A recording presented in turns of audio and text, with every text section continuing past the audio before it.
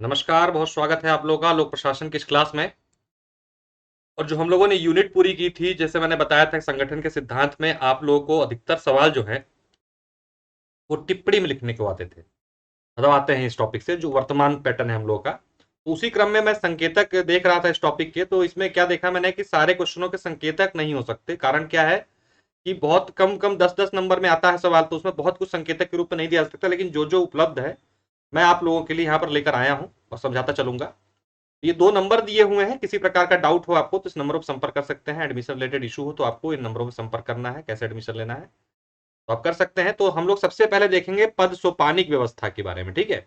इसमें जो ये पुराने सवाल हैं यूपीएससी के और उसके, तो कुल मिला के पूछता है यहाँ पर वर्तमान में जो हम लोग अब के जो पैटर्न है उस पर की संक्षिप्त टिप्पणी लिखिए। जैसे देखिए आ रहा है सबसे नीचे, बिहार लोक सेवा आयोग का संक्षिप्त टिप्पणी पद सोपान ये पिरामिड की आकृति परिवर्तन होने के कारण बताइए, सब नहीं। लेकिन यहाँ पर अब जो आता है पद सोपानी का अर्थ या महत्व की व्याख्या करते, इसके लाभ और हानियों पर चर्चा करनी होती है, और साथ साथ या तो टिप्पणी आएगा। यही सवाल आता है, इसमें हम लोग देखेंगे मेनली कि पद सोपान के बारे में मैंने आप लोगों को बताया था कि ये संरचना पद सोपान की होती है पिरामिड के आकार का। ये जो होता है ये शीर्ष अधिकारी होता है। ये डायग्राम आप लोग जरूर अपने उत्तर में प्रयोग कीजिएगा। और ये पूरी पद सोपानी संरचना है A B C D E F. ये क्या है, समानांतर अधिकारी है, कर्मचारी है, और सबसे ऊपर पे शीर्ष पर ये है, उसके नीचे दो, फिर उसके ऐसे नीचे आते हुए संरचना चौड़ी होती चली जाती है, और सबसे निचले पायदान पे सबसे अधिक कर्मचारी होते हैं। यहाँ पर जो ऑर्डर आएगा ऊपर से नीचे आएगा, और जो भी क्या कहते हैं कि फीडबैक जाएगा नीचे से ऊपर जाएगा। ठीक, ये आप लोगों को मैंने बताया हुआ है क्लास में, उसको आप इस्तेमाल इस डायग्राम को कर सकते हैं। मेन चीज पर आते हैं हम लोग, इसके संदर्भ में आपको क्या कुछ चीजें ध्यान देनी है। तो सबसे पहले मैंने बताया था कि जब इस टिप्पणी वाले सवाल आए तो उसमें आपको क्या करना है, दो कम से कम दो लोगों के कम से कम जो है आपको डेफिनेशन जरूर देनी है। तो पहला मैंने फ्यूल का बताया था आप लोगों को।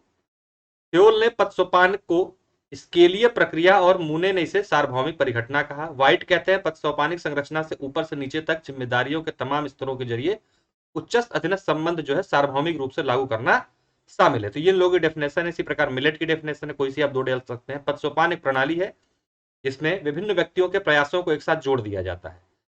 हम लोगों ने बात की थी कि पद सोपान के 3 सिद्धांत हैं, एक है उचित माध्यम, दूसरा निर्देश की एकता, और तीसरा तदनुरूपता का सिद्धांत। ये जो है जरूर फॉलो होने चाहिए जब हम पद सोपानी की व्यवस्था की बात करते हैं। टिफ्टर और शेरवुड के अनुसार पद सोपान के प्रकार जो बताए गए हैं वो देखिए। कार्य के आधार पर पद सोपान, ये बहुत डिटेल्ड नहीं है, इसको लिखने की आवश्यकता नहीं, प्रकार नहीं पूछता। प्रतिष्ठा के पद सोपान, कुशलता का पद सोपान, और वेतन का पद सोपान। ये आपको अगर नहीं दिखाना तो आप डायग्राम बना के इस तरीके से बता सकते हैं। प्रकार प्रकार सवाल में पूछा नहीं जाएगा आप लोगों से, ठीक है। तो कार्य के आधार पर मतलब जैसा जो व्यक्ति कार्य करता है उस आधार पर सबसे उच्च हैसियत कौन रखता है, उसके नीचे की कैसे है आदमी, उस आधार पर बोल रहा है। प्रतिष्ठा मतलब जिसके पास पावर है होगी, उसके उससे कम पावर वाला उससे नीचे होगा। इसी प्रकार कुशलता, टेक्निकली कौन किस चीज में बेहतर है, उस आधार पर भी पद सोपान होता है। और तीसरा चौथा जो है आपका वेतन का पद सोपान, मतलब जिसकी सैलरी सबसे अधिक होगी वो सबसे ऊंचा माना जाएगा, और उसी क्रम में नीचे तक आता जाएगा। पद सोपान से उत्पन्न लाल फीताशाही तथा संचार की विलंबता संबंधित दोषों को दूर करने हेतु फ्योल ने पूल व्यवस्था एक लागू की थी, जिसका नाम उन्होंने दिया था गैंग प्लैंक। इसके इसके तहत अनिवार्य परिस्थितियों में एक विभाग के कर्मचारी सीधे दूसरे विभाग के कर्मचारी के संपर्क स्थापित कर सकता है। इस प्रकार संरचना विलंब से होने वाली हानि को दूर, मतलब कि एक स्टेप ऊपर कूद जाने की बात करते थे ये, अगर आवश्यकता पड़ती है तो। पद सोपान को बराबर या क्षैतिज करने के निम्न उपाय हो सकते हैं। मतलब कि पद सोपान की जो समस्या को समाप्त करने के लिए हम मैट्रिक संगठनों का प्रयोग कर सकते हैं। मैट्रिक संगठन आपके इस प्रकार के होते हैं, ठीक। जो कि बैंकिंग वैंकिंग देखते हैं, यहाँ पे एक बॉक्स बना रहता है, यहाँ पे सब लोग खिड़की बार बनते हैं, वहां पे पैरेलल सिस्टम चलता है हॉस्पिटल बैंक में, ठीक। सिग्मा संगठन की बात करते हैं, ये पंखा प्रकार के संगठन, जैसे एक सेंटर पे बहुत सारे लोग, ठीक है। आभासी संगठन जैसे वर्चुअल जो चलते हैं, जैसे ऑनलाइन चीजें चल रही हैं। और भागीदारी पूर्ण प्रबंधन, मतलब कि इसमें नेता और अधीनस्थ जो है सब लोग मिल के काम करते हैं। तो ये नेता हो गया या अधीनस्थ हो गए, ये इससे बात कर सकता है, ये इससे बात कर सकता है, इससे बात कर सकता है, ये इससे बात कर सकता है, ये इससे बात कर सकता है। तो इस प्रणाली के माध्यम से भी हम पद सोपानिक समस्या का जो पद सोपानिक व्यवस्था है, जो उसकी खामी है, उसको दूर कर सकते हैं। पद सोपान द्वारा ग्रेप वाइन अनौपचारिक संचार में बाधा के कारण भी होते हैं। जैसा मैंने बताया था कि जो अनौपचारिक समूह बन जाते हैं कर्मचारी कर्मचारियों के बीच में, उससे क्या होता है, कुछ बाधाएं आती हैं। पद सोपान द्वारा कर्मचारियों के बीच में संबंध स्थापित न हो पाए तथा उचित प्रक्रिया द्वारा कार्य संपादित होने तथा उच्चस्थ अधीनस्थ संबंधों की व्यवस्था के कारण यहाँ संचार ऊर्ध्वाधर रूप से ही व्याप्त होता है। कर्मचारी में क्षैतिज स्तर पर संपर्क न होने से ग्रेपवाइन प्रभावित होता है। कहने का अर्थ है कि जैसे कि अब मान लीजिए संगठन है, तो यहाँ पर जो अधिकारी हैं, कर्मचारी गण हैं, जो क्या आपस में क्या करेंगे, ये मिलकर एक अनौपचारिक समूह बना लेते हैं, जिससे क्या होता है जो ऊपर से ऑर्डर आते हैं या नीचे से ऑर्डर थे, यहाँ पर ये प्रभावित करने लगते हैं। इसी को बोला जाता है ग्रेपवाइन। इसमें आप कुछ बहुत ज्यादा नहीं, कुछ मतलब उस तरीके का है नहीं पद सोपान में कि हम उसमें संकेतक बनाए, लेकिन जो महत्वपूर्ण चीजें तो उपलब्ध करा दी। अब बात यहाँ समन्वय करते हैं, समन्वय पर टिप्पणी आती है। समन्वय में एक संकेतक जरूर है आपके पास, उसको देख लेते हैं। देखिए यहाँ क्या होता है, हमें जब प्रस्तावना लिखनी है उसमें क्या लिखाएंगे हम, एक तो अर्थ लिखेंगे, और मैंने बताया था समन्वय को पॉजिटिव और नेगेटिव दोनों अर्थों में दिया जाता है, जो हम लोगों ने क्लास ली थी।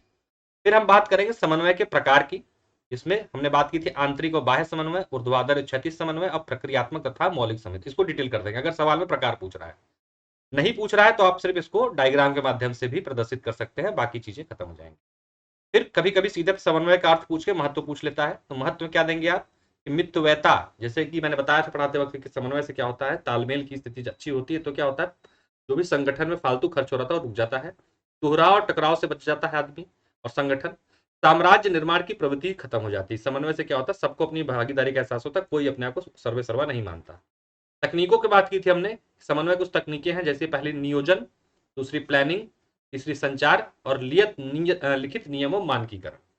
बाधाओं की बात की थी हमने कहा 3 स्तर में बातें आती है, व्यक्तिगत स्तर पर, सांगठनिक स्तर पर, राजनीतिक स्तर पर। हम लोगों ने वहां पे क्लास में बांटा था बाधाओं को, उसमें ये भी देखा था कि व्यक्तिगत स्तर पर भी अलग अलग प्रकार की बाधाएं हैं, और फिर निष्कर्ष करके आप समन्वय।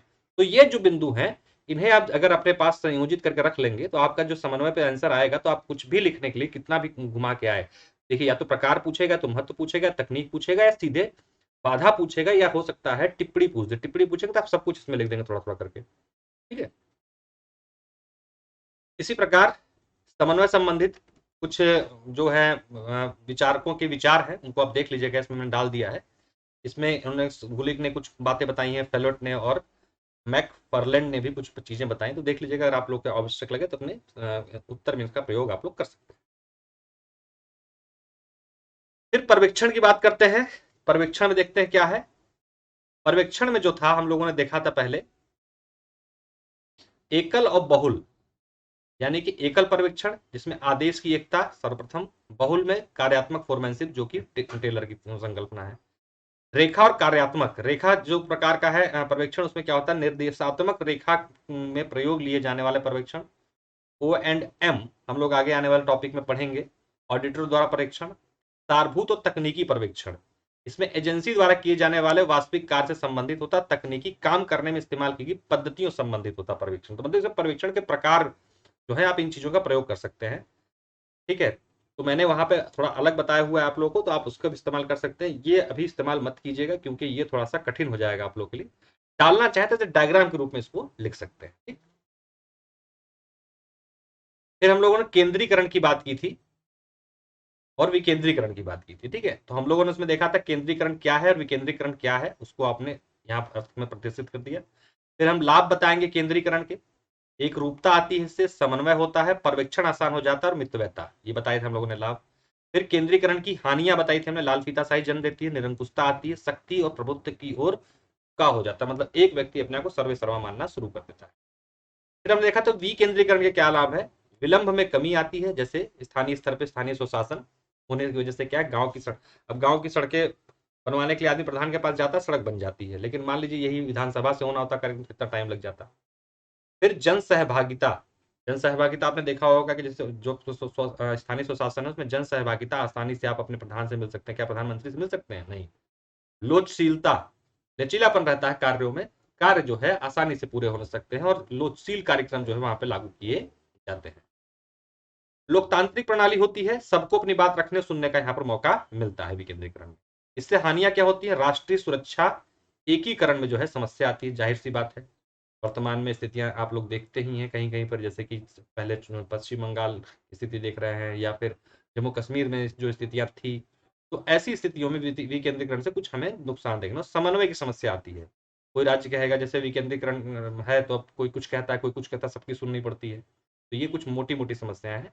तो निष्कर्ष में हमें बताना है कि आवश्यकता दोनों सिद्धांतों में सामंजस्यपूर्ण प्रयोग की है।